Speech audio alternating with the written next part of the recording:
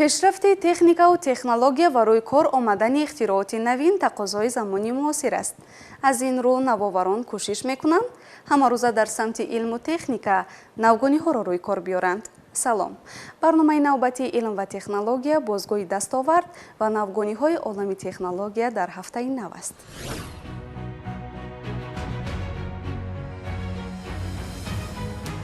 акнун дӯстдорони табиат ҳангоми сайру сайёҳат дар мавзеъҳои гуногун аз истифодаи хӯрокҳои тарутоза танқисӣ намекашанд. ихтироъкорон таҷҳизоти наверо бо номи Госон рӯи кор оварданд, ки дар дилхоҳ ҳолат ҳангоми сайру сайёҳат аз маҳсулоти бо худ доштаатон хӯроки дилписандатонро омода карда метавонед.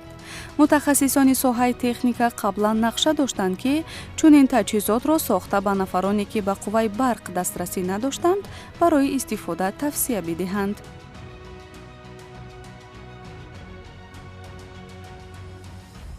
ба вуҷуд омадани навгоние, ки ҳоло онро муаррифӣ карда истодаем, барои дӯстдорони табиат ва нафароне, ки ба барқ дастрасӣ надоранд, имконияти хубе фароҳам меорад.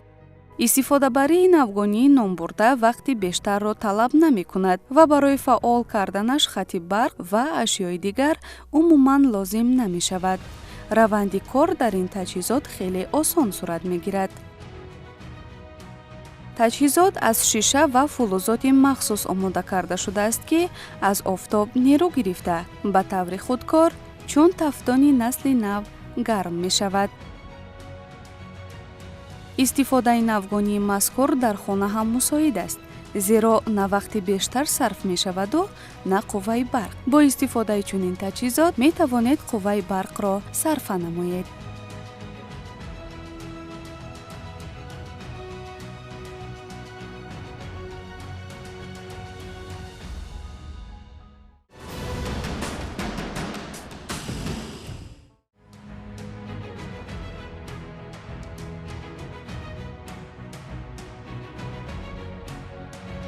шояд ба саволи ҳангоми дар хона набуданатон ҳайвонҳои хонагӣ ба чӣ корҳо машғул мешаванд, посухи мушаххас пайдо карданӣ ҳастед.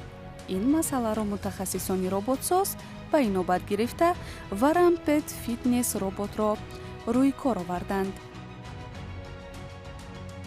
роботи мазкур ба зарбаҳо тобовар буда, аз поликарбонат ва силикон сохта шудааст ва бо сенсори махсуси инфрасурх муҷаҳҳаз мебошад. дар таҳияи роботи номбурда духтурони байтор ва кинологҳои бо таҷриба ширкат варзиданд ва хулоса бароварданд, ки ҳангоми машғули бозӣ шудан ҳайвон аз дӯсти электронии худ дилгир намешавад. робот барои ҷалби таваҷҷӯҳи ҳайвонҳо садоҳои гуногун мебарорад ва ҳангоми гурусна мондани онҳо соҳибашонро огоҳ мекунад. бо барномаи Varam шумо метавонед бозиҳо ва тарзи хӯрокхӯрии ҳайвонҳои худро пайгирӣ кунед. сурат, садо ва ҳаракати ҳайвонҳои шуморо пурра сабт карда ба шумо пешкаш мекунад.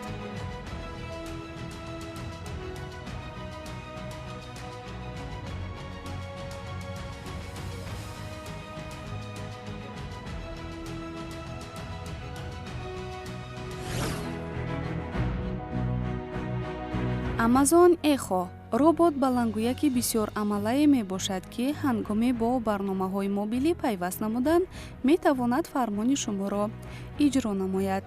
роботи мазкур мусиқиҳои дилхоҳи шуморо ба хазинааш ҷой намуда, ҳангоми фориғ будан аз кор ба шумо феҳристи китобҳои аудиоиро пешниҳод менамояд ва шумо имкон доред якеашро интихоб намоеду гӯш кунед. ғайр аз ин, робот қобилият дорад, ки назорати хонаро пурра ба ӯҳда гирад ва ҳангоми бо садо пурсидани ҳарорати ҳаво ва вазъи ҷаҳон бемамоният ба шумо маълумот медиҳад.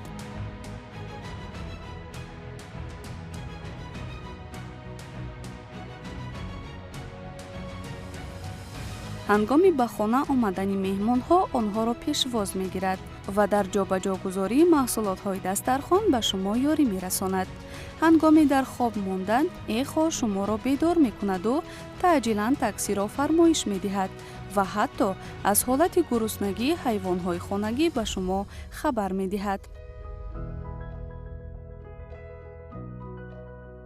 ҳама танзимот ва малакаҳои иловагии ин ёрдамчии овозӣ дар замимаи махсус гузошта шудааст. Дар шароити имрӯза дастгоҳи интеллектуалӣ танҳо бо 3 забон — англисӣ, олмонӣ ва ҷопонӣ — ошно аст. мутахассисони соҳа кӯшиш доранд ба роботи мазкур дар муддати кӯтоҳ тамоми забонҳоро ворид намоянду дастрасӣ оламиён кунанд.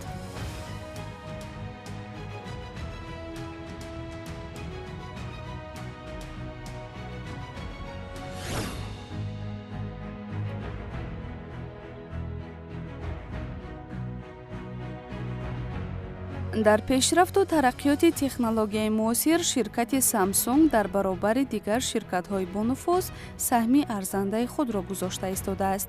акнун боз ширкати Samsung намуди нави чангкашакро сохтааст, ки бо андозаи нисбатан хурд ва бо ҷиҳатҳои фарқкунандаи корияш бартарӣ дорад. ҳангоми бо системаи худкор фаъол намудани чангкашак метавонад корҳои тамизгариро бе ягон мушкилӣ анҷом диҳад.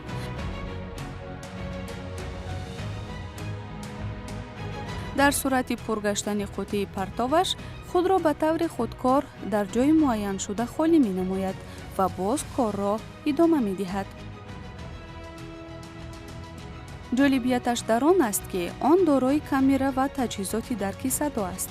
дар ҳолати бо ягон ашё наздик шудан худро дар масофаи дур нигоҳ медорад.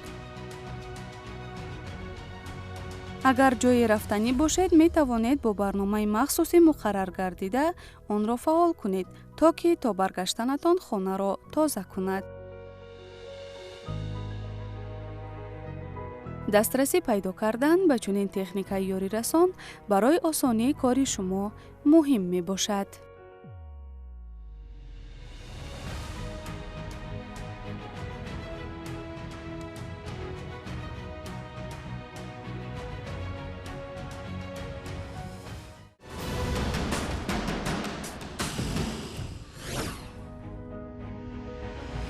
олимони амрикоӣ чангаки ғайриоддиеро пешниҳод намуданд, ки метавонад ғизонокии таом ё хӯришҳои гуногунро муайян намояд.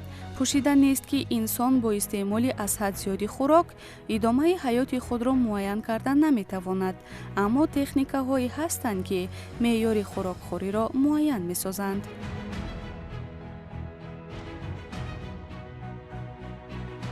инсон субҳ, нисфирӯзӣ ва шом хӯрок истеъмол мекунад, то мушкилоти гуруснагии хешро бартараф кунад. аммо ҳамаи ин бояд дар асоси меъёр сурат гирад, вале мутаассифона имрӯзҳо аз ҷониби аксари одамон меъёри хӯрокхӯрӣ хеле кам риоя мешавад ва ҳамин боис мегардад, ки онҳо ба бемориҳои гуногун гирифтор шаванд. аз ҷумла ин омил ба фарбеҳшавӣ оварда мерасонад.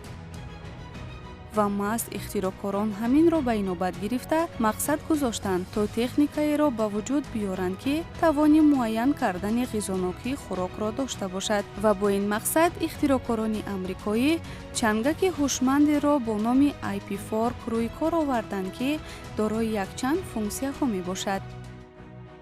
акнун шиносоии мо бо чангаки IP Fork сурат мегирад. қаблан бояд зикр кард, ки чангаки номбурда табибест баҳри беҳдошти саломатии шумо, ба шарте ки он ҳамарӯза мавриди истифода қарор гирад. ҳангоми истеъмол намудани навъҳои таом ё хӯриш, ин навгонӣ ба шумо дар бораи маҳсулоти аз он истифодашаванда ва миқдори ғизонокии он маълумот медиҳад. дар вақти тановул кардани хӯриш, агар ягон маҳсулотеро, ки ғизонокияш аз ҳисоби бисёр пухта нест шуда бошад, дарҳол ба воситаи системаи ларзишӣ ва равшан гаштани лампача шуморо огоҳ менамояд. ҳатто агар барномаи ин чангаки ҳушманд бо смартфон пайваст бошад, он ба шумо имкон медиҳад, ки ғизонокии хӯроки ҳаррӯза ва якмоҳа истеъмол кардаатонро муайян намояд. сипас маълум мегардад, ки чӣ қадар ғизонокӣ аз ҳисоби хӯришҳои гуногун дар тӯли як моҳ ба организматон ворид гардидааст. ҳамзамон ин чангак бо рангҳои гуногун сохта шудааст, ки ҳар нафар метавонанд мувофиқ ба завқи худ дилхоҳ намудашро истифода намояд. ёдовар бояд шуд, ки идораи чангаки ҳушманд тариқи смартфон ва пайвастагӣ бо барномаи фосилавии Bluetooth роҳандозӣ гардидааст. ҳатто ҷолибияти ин чангак дар он аст, ки ҳангоми шустан аз об зарар намебинад ва ҳангоми афтидан намешиканад. акнун бо чунин техника муҷаҳҳаз будани ошхонаи шумо дигар аз меъёр зиёд истеъмоли хӯришу таомҳои гуногун беназорат нахоҳад монд.